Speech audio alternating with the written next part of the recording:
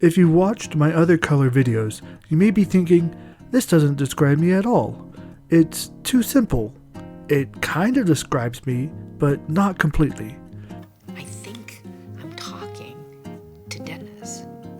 And I've guessed this because you've adjusted the chocolate dish twice since you came in here, and I understand you have OCD.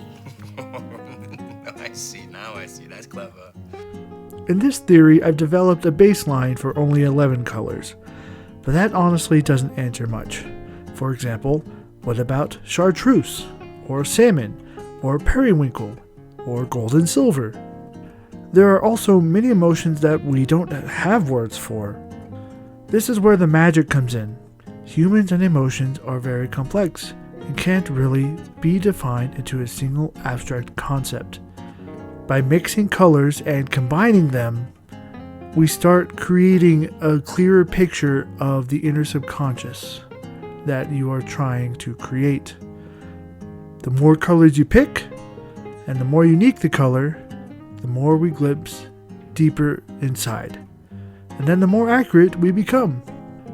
When you mix two colors together, the core attributes of the colors don't disappear. They simply connect with each other into a puzzle, so well that they form something brand new.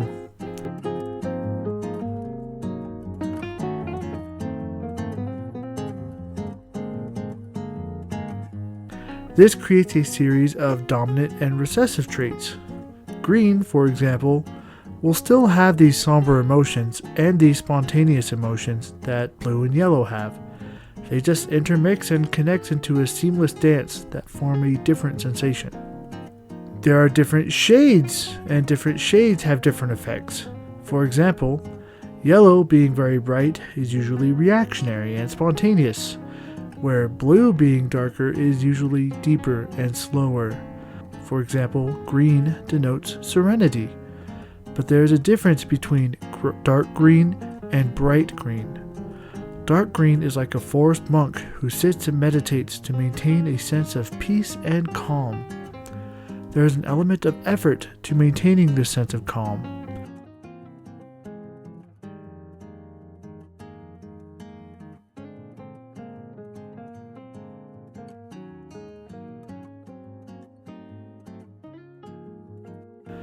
Bright green is like a forest animal in the quiet woods. They don't think about tranquility. They just are. It's part of their nature.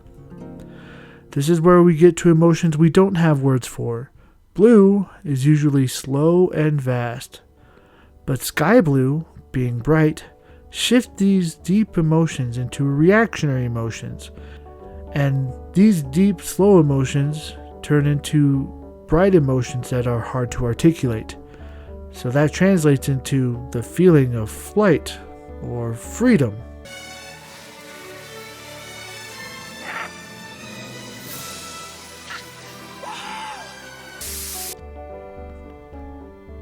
You first feel the emotion, then counteract and paradoxically disbelieve you can feel it.